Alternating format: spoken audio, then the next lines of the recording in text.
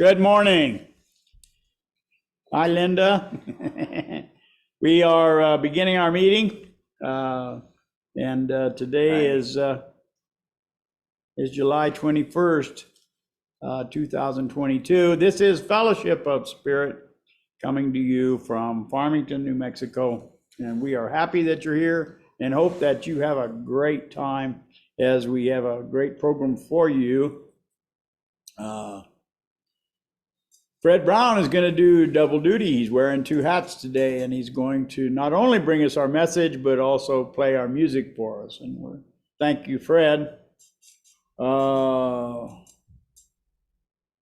think it's Jenny's week. She's not here yet. Shay, would you bring my bag? I have a feeling I'm going to have to do the spiritual reading. So, oh no, there she is. Never mind. Cancel that. She's here. And she has books. So that's great. Well, so far I didn't have any evidence for you. So, but anyway, we're glad you're here, Jenny. All right. So we're happy that you're here. We have Susan Barnes Smith from Belize and Yvette Gaia Love from Colorado online, and Steve is on the roof. It would take too long to explain all that, but he's working on our air conditioner, and so he's showing all blacked out, but he's here. But anyway, without further ado, oh, by the way, Jerry is in Colorado Springs. She will not be here today. She will be here later on this afternoon after our meeting is over, but she is over there assisting a friend of hers who is going through a difficult time. So she'll be back later on this afternoon. So we now have air conditioning. Well, thank you, Steve. Literally. Yeah. All right. So, no prelude? No prelude. I was wondering if that was I thought that was a pretty misleading title there, but it's right. No prelude is not a title. It is not a title. It's just that we're not going to do it. Okay, so does anyone want to offer an opening prayer?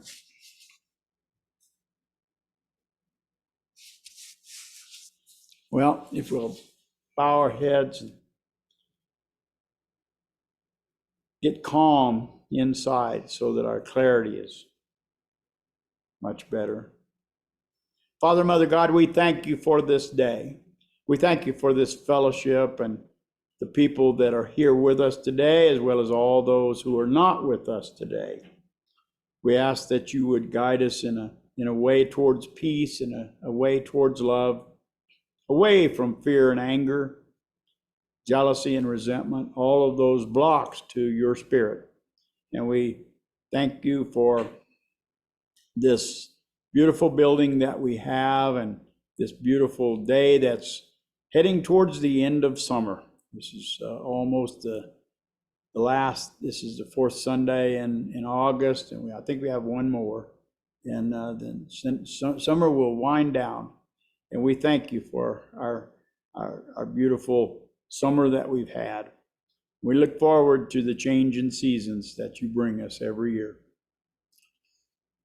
Amen. All right, so now we have a song, and it's Peace Like a River. We know that one. That's even in the book. It is in the book. I don't know what number it is. It's 356. So what's in here may not be what we do. This is probably going to be the only song that matches what's in. That's right. In the book, in the little booklet here, only because this morning when I got up, I found that the cats had, my stepfather's cats had gotten into my music book library, and they had scattered all the music all throughout the room, and I have a bunch of drums in there, so there was music behind drums and underneath a bed and underneath a piano, and I couldn't find it all. So sounds just like what I got up to this morning when my couch was half eaten. So, right, the corner of it there was stuffing and foam rubber everywhere, and little dogs were running through the house just proud of themselves. And Yeah. So I was like, okay, well, I found one out of the 3 songs and grabbed some other ones. So this one I do have. So we're gonna do this song.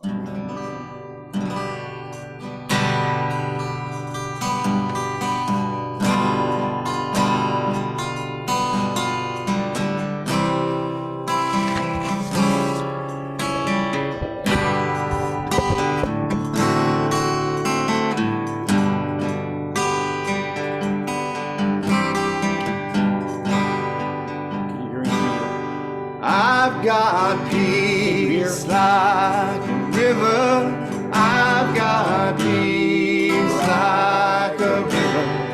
I've got peace like a river in my soul. I got peace like a river. I've got peace like a river. I've got peace like a river in my soul.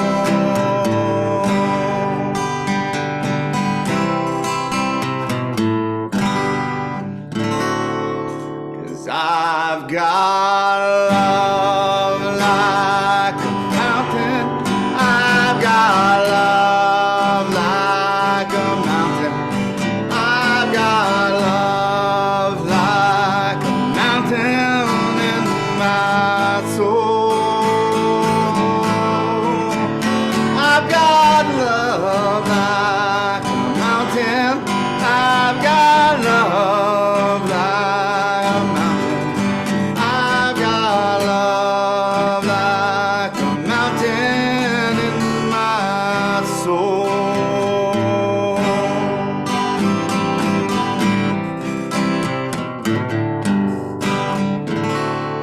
'Cause I've got joy just like a fountain. I've got joy just like a fountain. I've got joy like a mountain in my soul. I've got joy like a fountain. I've got joy like a fountain. I've got joy like a fountain in my soul. In my soul.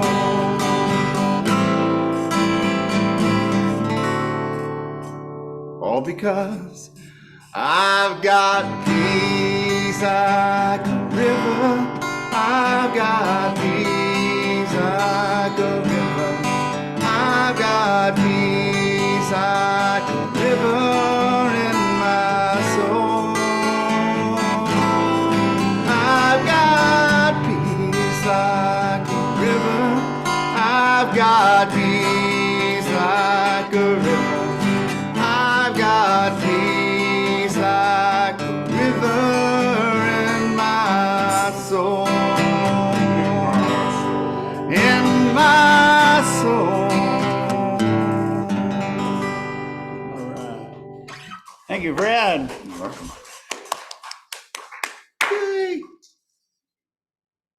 Okay, our reflection moment, which was written by Miss Jones, who has gone to her heavenly home, and we miss her all the time, and I'm sure that Jenny misses her every day. Love produces a flow of energy that I now Now feel. feel. I have love others more than ever, and I feel privileged to be here.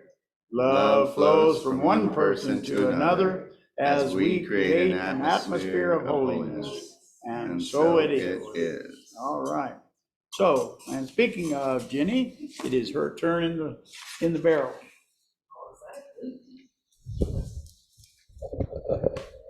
All right. Let's see, I got a funny light behind me there. Well, I don't know about funny. Okay. All righty. Good morning, everybody. Probably by now, everybody's noticing that the sun is not staying with us as long, and so sunset is much earlier, and it seems like sunrise is much later. So my talk or my reflection today is about light. So this one is from, you probably already know, my favorite Wee Moon 2022 calendar. This one's about Lammas, which has already passed earlier in the month, but I thought it was appropriate. With the afterglow of late summer purring in our bodies and the land, the days are lulled and languorous. The communities of trees are hanging heavy canopies as their life force is directed into the berries, the fruits, the nuts, and the seeds. The mellifluous hum of the nectar gatherers, wasps, and worker bees fills the air with their sybaritic symphony. The moon is beautiful, and the first fruits of our labors ripe enough to be eased from the branch and to feed others and share.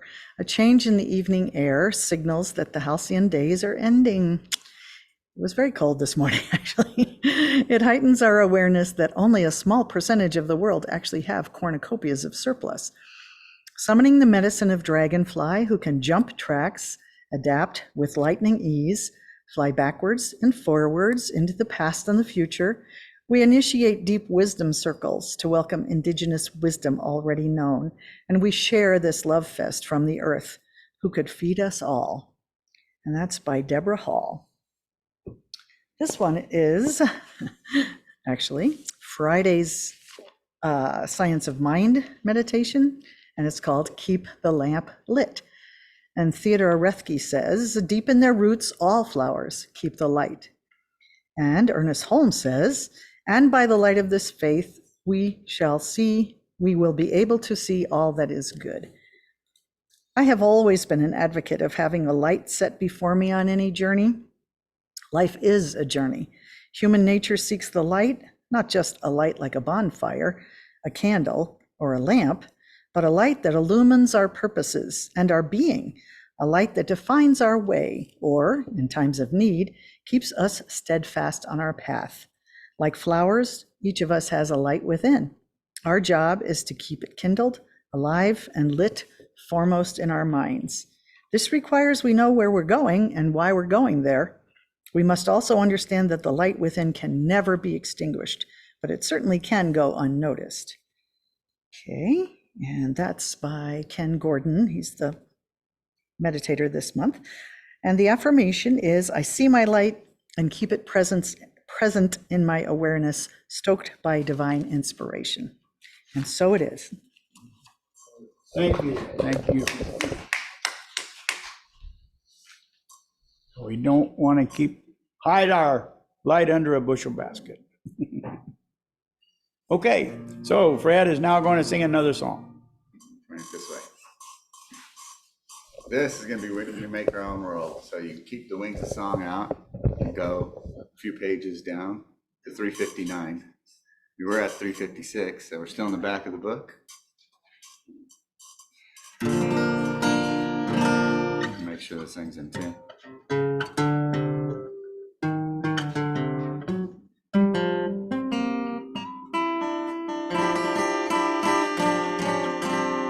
Sounds good. So it goes.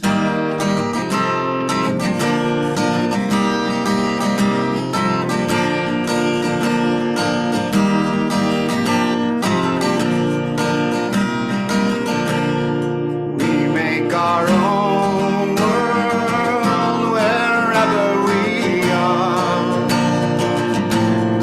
Happiness is of our own making.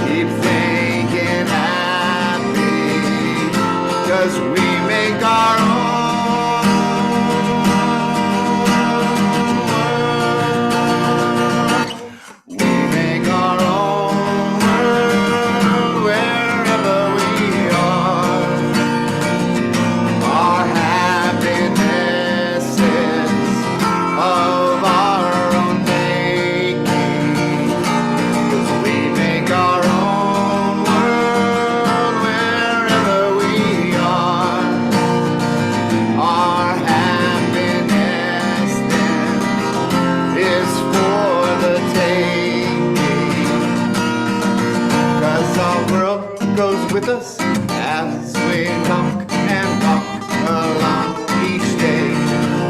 Our world can be a heaven or hell. Our attitude will stay if we make our own world wherever we are. Let's make it happy. Let's live in beauty. We make our own world wherever we are. Keep making happy. We make our own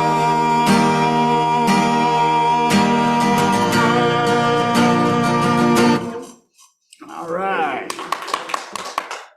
Thank you, Fred. You're welcome. Thank you. All right. And now we have Fred is going to bring us a message, and then he's going to talk about the yin and the yang. And the yang. Yin and the yang. One without the other is not complete. That is very true. So, Oh, I thought you were going to come over here. oh, you want me to go over there? I don't Go care. over You can go wherever you want. there. But I am limited. I can either go on the right or the left, and that's about all I can do. There you go. Bring this over here. All right, here Now we go. We got it. Oh, this thing makes you come down and sit, don't it? Yeah, it was kind of comfortable. If you get used to it, you might just go to sleep. Right. So anyway, I wanted to talk today about yin and yang. It's a symbol that we have here in the church, in stained glass over here. There used to be a nice wooden piece that our brother made for us. I don't know where it is right now. Is it in the other room? I have no idea. It used to be over here. Yeah. So, and I have it right there. Oh. Anyway, this symbol has become really important to me lately in my journey and path. As I've talked before, my spiritual journey kind of, I guess you would say, did start at home, and with the, I guess you'd say, the initiation at a young age into the what they call the Church of Jesus Christ of Latter-day Saints, or otherwise known as the Mormons, and then progressed into evangelical Christianity. My father became a pastor in Foursquare Evangelical Church, and so I got a little taste of that for a while as a teenager. And in that belief system, and in, I guess you'd say, a Judo-Christianity belief system or a monotheistic belief system, there's this core foundational belief that we all know of original sin. And it all pretty much starts, the hook that they get you with is that there's something wrong with you. That's the reason why your life sucks. That's why you're miserable. That's why you're sad. That's why you're conflicted. That's why, you know, all these other different things is because you don't love God enough. You don't obey him rightly. You don't worship him rightly. You don't do things right. And that's generally the import of modern Christianity. It has kind of mellowed over the days, where I'd say nowadays, if you go into a modern evangelical church, you won't hear so much blame and shame, unless they speak in tongues and still wrestle with snakes. But those aren't very big churches like the ones around here. They don't talk that much about that. They talk about how much Jesus loves you, and he wants you to be better because you are screwed up. But he can help you out. I mean, you just you know, there's some things we can need to fine tune here, you know, tweak here and tweak there, and everything will be okay. So, but it all comes back to a duality and a system of duality, that there's a good and an evil, that even inside of you, there is a wrong and there is a right. There is a moral judgment placed on everything you do, everything you think, everything you say. And for me, particularly over the years, that had become quite damaging to my mental state of mind. And so I began searching for alternatives. And of course, alternatives in this world, I guess you could say, and since the 70s and 60s, there's been a movement of bringing Eastern beliefs over here to the United States, and Eastern teachers. And I guess you'd say over the past 30, 40 years, people have been studying a little bit about Taoism. And I've come across it, I guess you'd say, in an oblique way. I first started studying a little bit about Buddhism, which is, I've talked about before, it has its origins in Hinduism and is influenced a little bit by Taoism, or I would say maybe the beginnings of Taoism. But it also has a belief, a core fundamental belief, that to obtain enlightenment, as the Buddha did, and as others can and others may, you first have to come to the realization that this whole life is suffering and there's really nothing you can do about it but just get over it. So since in the Hindu world there is some form of judgment, I'd say metaphysical judgment and moral, I guess you'd say moral characterizations of human emotion, there is still in Buddhism this idea of, I guess you'd say, wrong and right, good and evil, things that are good and things that are bad. So even in Buddhism, there is a prevailing belief of guilt and shame. And I think that in a spiritual journey of all of us here, obviously who I'm speaking to is the choir, what we seek is inner peace and inner balance, no matter what our beliefs may be, whether they are, Judeo-Christian,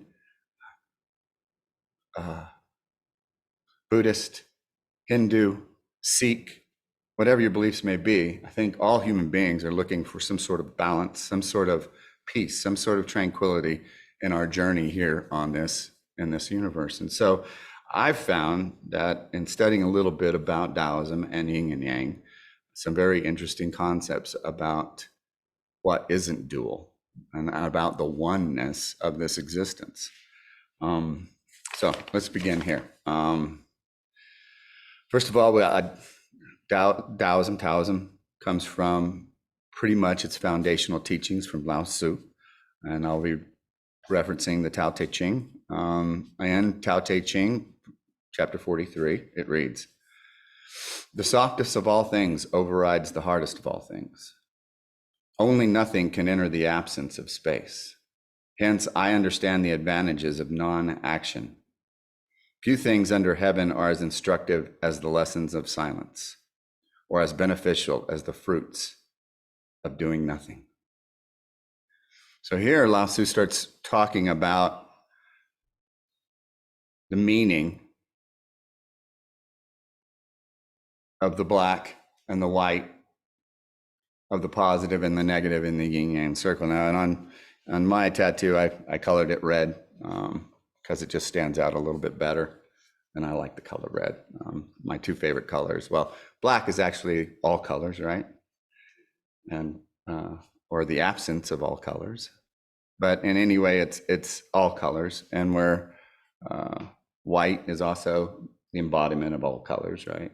So I guess red's a real color, so it's my favorite color. So the symbol and concept of yin and yang is a core principle underlying Taoist beliefs from its foundations. In Western popular culture, the image and its meaning has become ubiquitous and is often used to represent harmony and inner peace, sometimes even balance. Yet the deeper meaning is often unknown and or misunderstood. Its profound nature actually may change your view of our universe.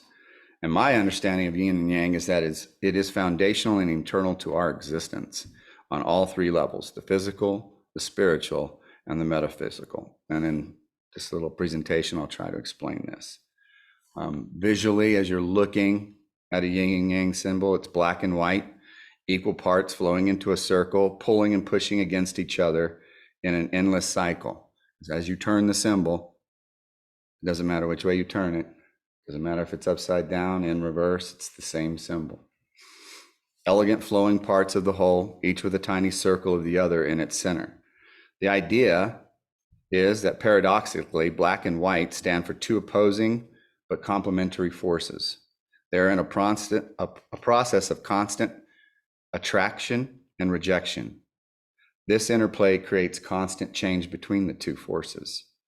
This constant change creates and manifests the universe that we live in. Life and death, summer and winter, matter and dark matter can all be considered physical manifestations of yin and yang. In chapter 2, Lao Tzu says, being and non-being produce each other. Difficult and easy complement each other. Long and short define each other. High and low stand in opposition to each other. Fore and aft follow each other. Yin and yang can be interpreted as dark and light, positive and negative, fullness and emptiness, action and non-action. Now, once again, these are aspects of our universe. These aren't judgments. Lao Tzu in his teaching described yin as the dark part of the symbol and yang as the light part of the symbol. He writes throughout the Tao Te Ching that passivity, sleep, humbleness, short, soft, non-being, and feminine are all aspects of the yin, the dark side of the symbol. He also writes the great Mother Earth as possessing yin. Water expresses at its core foundation yin. Action, being awake, length, height, speed, being, and masculine are all aspects of yang. Obviously, each of these states cannot exist without their obvious. Not so obvious is that everything possesses characteristics of both. One easy way of seeing the aspects of yin and yang is in a drinking glass. It's probably the most used, I guess, the aphorism. The physical shape of a glass is hard, right? Set. And I guess you could say, in that sense, the glass in its physical form is yang. The space inside of the glass is the yin. Now, a glass or a vessel cannot even complete its, I guess you'd say, its given purpose without being full of something. It's function. And its function. So there is what yin and yang is. And this is not, once again, a judgment of black or white or good or evil. It's just what this thing is and its function. So, and you know, one of the beautiful things about a glass, right, is on a hot day, if you put it full of cold water and then put it inside your body, you're yanging and yinning all the way, right? So there's a grandmaster, he died in Taekwondo, he's a teacher. And just to get real quick into this, Taoism and Taoism is still practiced. Not very much in mainland China because of the communist crackdown on it, but it is still a fundamental belief system, as is Confucianism in Chinese life, even though there is a single party rule. What's hard for most people to understand is that China, for quite a long time, has been under some sort of single party rule, whether it was a dynasty of kings or right now an oligarchy of a bunch of people that have power over them. It's really no different. It's like the same game, but the name has changed. But particularly in communism, any belief system that would take you away from collective thought is totally, I guess you'd say, verboten. They don't like it. So Anything above government. yeah. So the truth, I guess you'd say, or the way, is so old that it's ingrained in Chinese culture, and probably will never go away. And so people still practice it now. One place where it is practiced on a daily basis and with, I guess you'd say, older Chinese rituals is in Taiwan. If you travel to Taiwan, you can find Taoist teachers. And this one man, his name was Cheng Suk-su.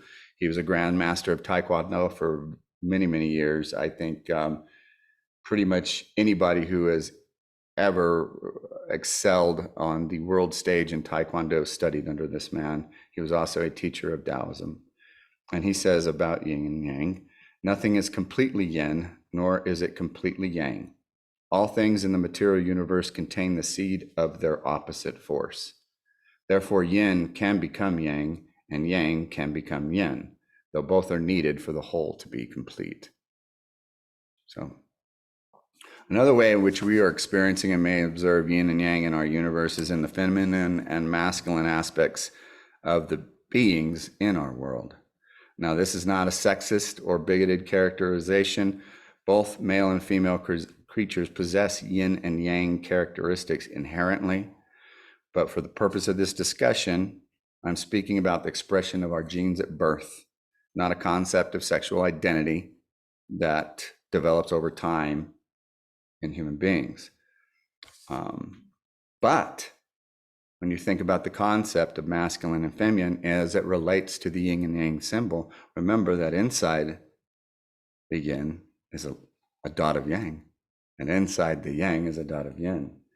So the idea of sexual identity changing, therefore yin can become yang and yang can become yin, is acceptable in a Taoist philosophy. Matter of fact, it would be expected. So this is not a judgment, right? This is just talking about what is. And that's what I really like about Taoism. So Carl Jung, everybody, does people know who Carl Jung is? The great Swiss psychiatrist, followed Freud. He wrote of the unconscious masculine side of the female in an entire book, and he calls that unconscious masculine side that all females have animo. And the unconscious feminine side of every male in our species, anima. So in this context, the black dot in the center of the white part represents the feminine inside the masculine mind, and the black dot inside the white part of the symbol represents the masculine characteristics of the female mind, because all is one. So another way you can look at this, and you were talking about it earlier in one of your writings, was about the flowers. Flowers are a great example of yin and yang. The flower's beauty and its openness shows us probably one of the full aspects of yin. Its projection of color is attractive to bees and flies. This part of the thing, if you're thinking about its sexual characteristics, well, the reason the flower opens up is to continue the plants that it's connected to life cycle, and it attracts bees, and the little bees land on it and they do a little dance, and that little dance gets pollen on them, and they're doing their own little yin and yang thing for their own colony, because even in the bee you can see yin and yang expressions in the hive. You have a queen that creates, you have workers that create among her, you have a male and a female aspect, and not any bee, believe it or not, can become a queen. Now, how that's decided is they're still looking into that, why that happens. But anyway, the mysteries of this world, right? So anyway, it's easiest to understand the value of yang in our world, of the white side and of action, and that's one of the things that's really highly prized, I guess you could say, in our culture, especially in Western culture: action, progress, creation. We celebrate life, light, sun, summer. Those are all aspects of yang. Night, winter, the moon, and death have a different kind of aspect and connotation in our culture, generally shrouded in mysticism and fear Yet, for you understand that the one, death and life, night and day, cannot exist without the other. The truth of yin and yang is that they prove each other, create each other, define each other, and possess each other. Complete each other. Complete, exactly. And you can even see yin and yang at the atomic level of our universe.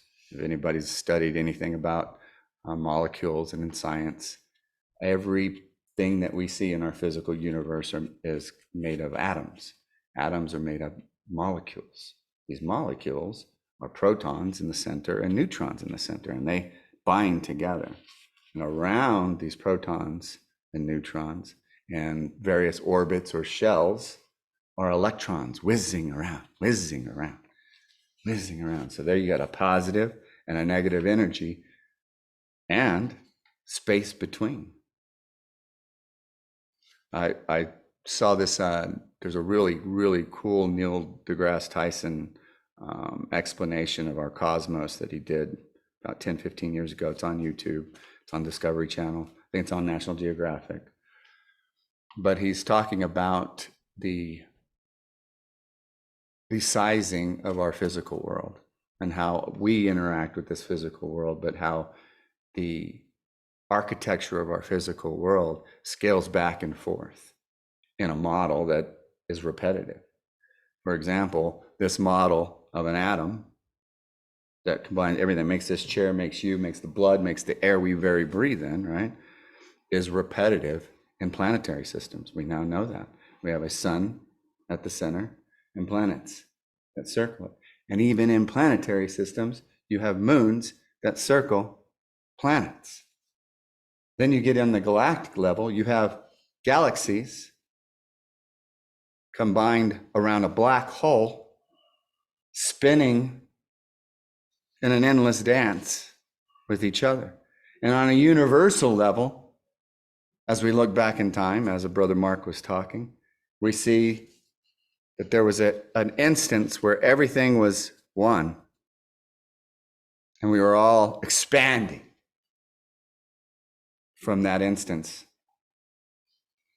So on every level of this universe, from the very smallest part that you cannot see to the part that we can now see, this model of positive and negative creation, pull, push, is replicated over and over and over, the yin and the yang. So, chapter 36, Lao Tzu says, if you want something to return to its source, you must first spread it out. If you want something to weaken, you must first allow it to be strong. If you want something to be removed, you must first allow it to flourish. If you want to possess something, you must first give it away. The aspect of yin and yang. Other examples of yin and yang that are ubiquitous that I've seen is working out. When you go and work out, especially in muscle training, right? You go and expend all this energy and you're running and you're pushing your body and you're breathing. Well, you're not creating more muscle in the activity. The muscle is created when you rest, and it's specifically when you sleep.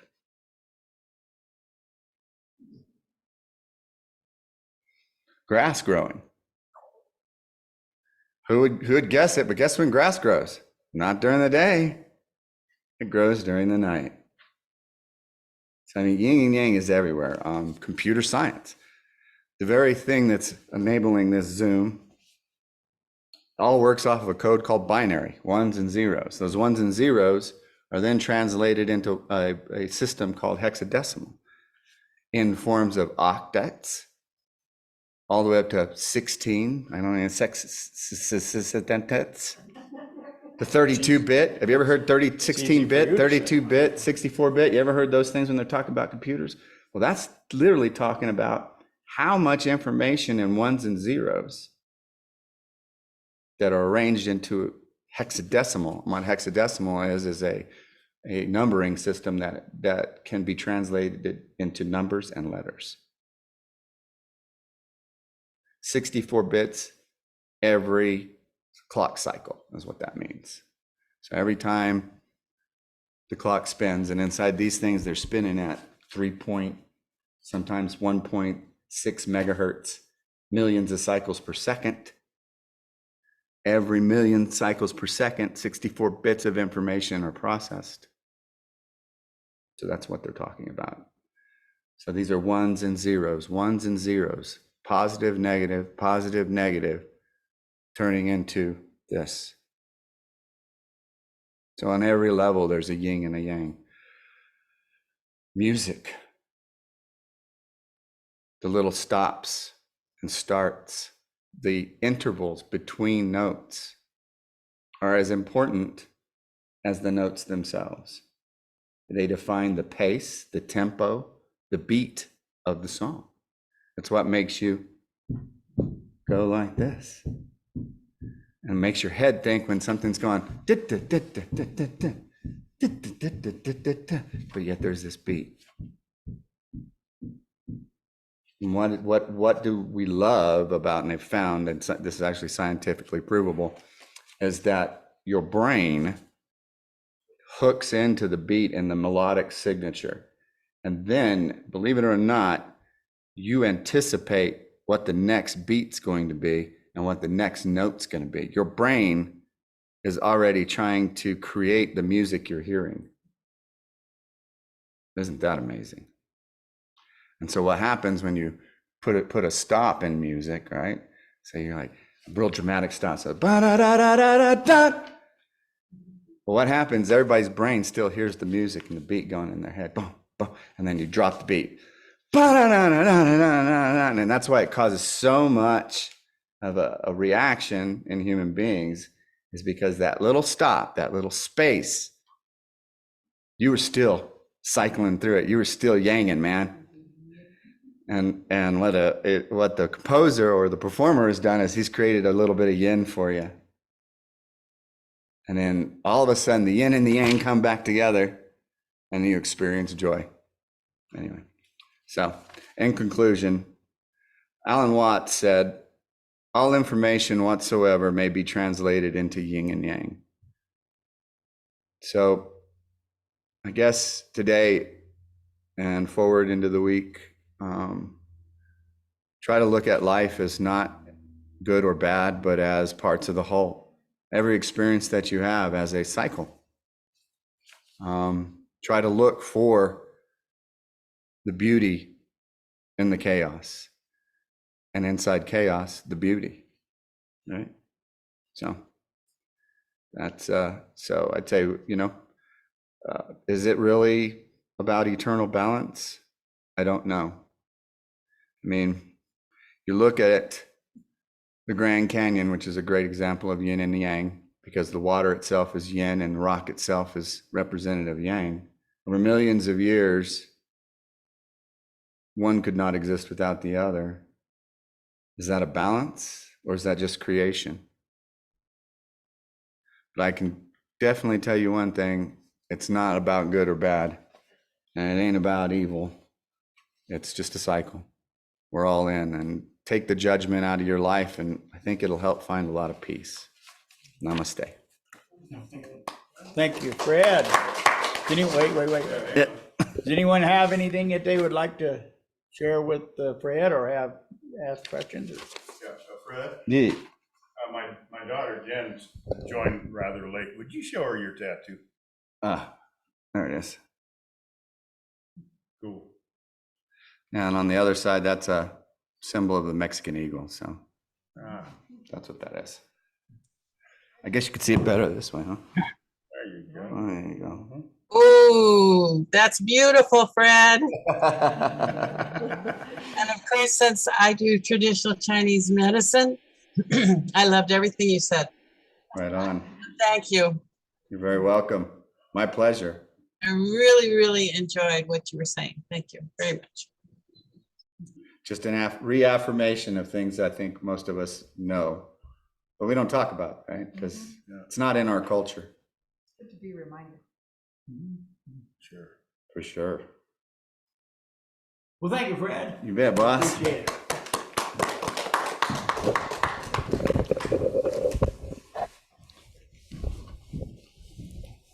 Years ago, when Randy and Susan first moved to Farmington down here from Durango, they had a lady. I think I've told you about this before, but they they were busy setting up their thing out there on the edge of town, and they had a lady in her group where that Randy had booked to come over here, and she was a Russian healer. And they were busy, and so they asked me to entertain these people, and it turned out to be a really transformational days for me. A couple of days, I took them around, to Aztec ruins and stuff. They shared with me, and I shared with them. And one of the things, and actually, what happened was that they were leaving Russia at the time when the USSR folded. So when they got to the airport, they said, you can leave, but you have to leave your money here.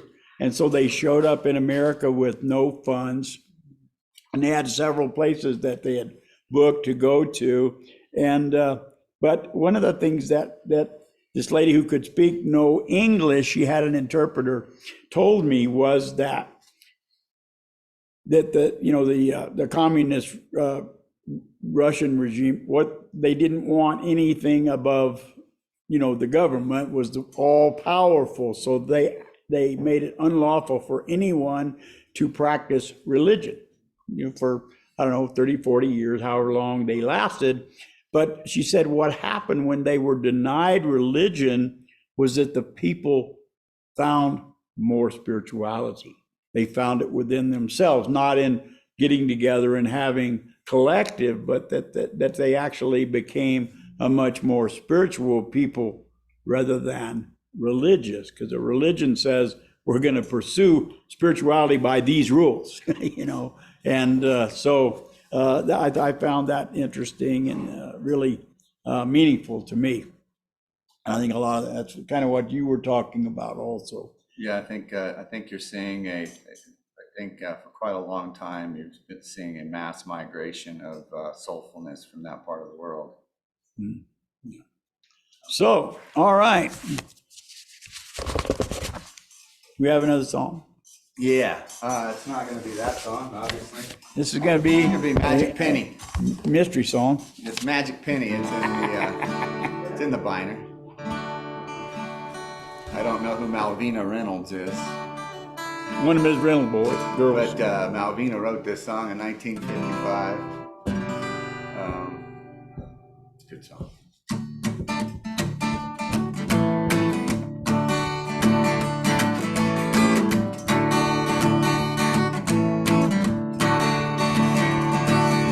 Well, love is something if you give it away, give it away, give it away. I said I love is something if you give it away, you end up having more. Well, it's just like a magic penny. Hold it tight and you won't have any. Lend it, spin it, and you'll have so many. They'll roll all over the floor. For love is something if you give it away, give it away, give it away. We know love is something if you give it away, you end up having more. Well, money's dandy and we like to use it, but love is better if you don't refuse it. It's a treasure and you never lose it unless you lock up your door for more. And let's go dance until the break of day, and if there's a piper then we can pay. Well, love is something if you give it away, you end up having more. You'll end up having more. You'll end up having more.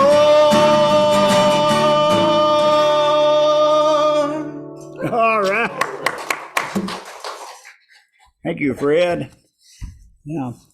Today in our study group, we began a new book called Choose Again. And it is from a fellow who has come up with a system within Course in Miracles. And that's what we were talking about. We're talking about, forgiveness as a way to attain balance and clarity and all of those things. So everything that we've talked about today, we talked about this morning in our, it's always synchronicity.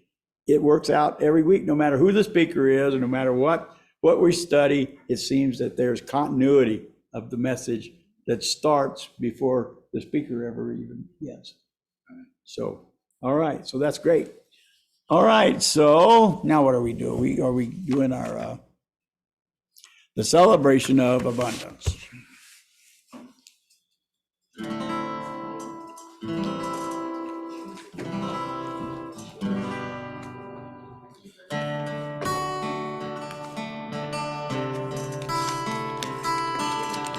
So let us put over our hearts that which we wish to contribute and repeat after me.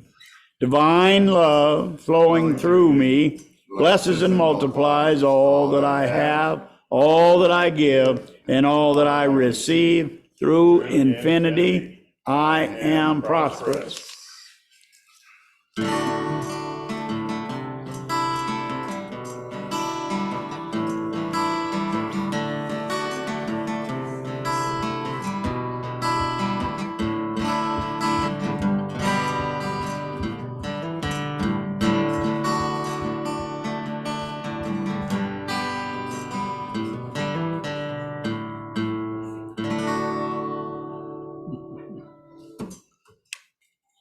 So our numbers were few today, but the quality of our message and the enthusiasm of our group is still carrying through. And we hope that those who were not with us today were out enjoying the summer as it dwindles down, and that they're having a good time and that their health is good, all those that we miss. So for those of us that are here, we had a great time.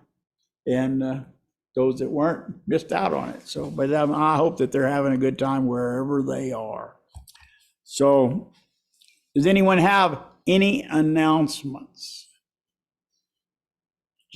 No? Okay. I have enough. Okay, Steve? Yeah, the problem on the roof was just a blown fuse. Yay. Oh, I okay. wish Got our hot. problems in life were so simple. Well, I don't know if you could hear Steve because he was far away, but prior to the meeting, Steve got up on our roof and fixed our air conditioner, which was not working inside the sanctuary here. And he just informed us it was just a blown fuse and was easy for him to fix. And it was his hope that, wished that all problems in life were that easy. So thank you, At least Steve. today. Yeah. Thank you, Steve. What would we do without Steve? Yeah. Well, we'd be a lot hotter, that's for sure. Yeah, a little bit poor. A little bit poor. Yeah, that's right. So, all right. So we have our Power of Eight on Thursday nights with Margaret Cheesebro.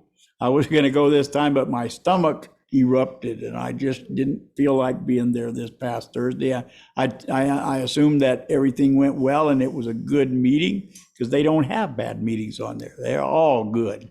And if you have not experienced that, tune in to the same link that got you here today. Will take you to Power of Eight if you will do that on Thursday evening at 6:30.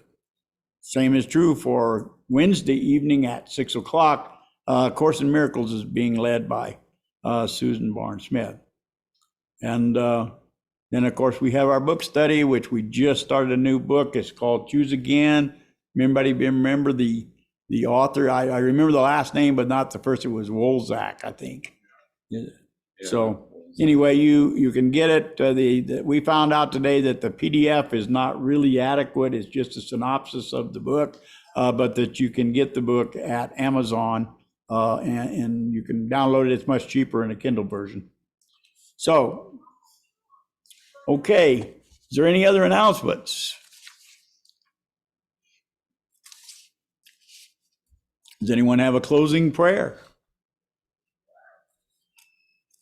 Well, in that case, I will pray for us.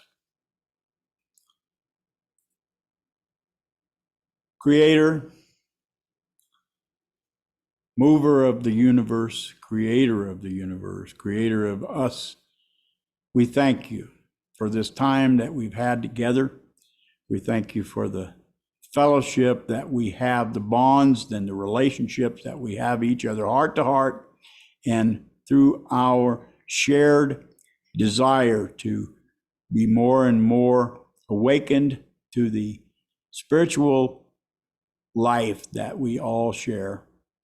We thank you for all of the people who have made this possible, and that we ask that you would protect us and keep us in good stead. In the name of the Christ consciousness, amen. Amen. All right, so let's gather up.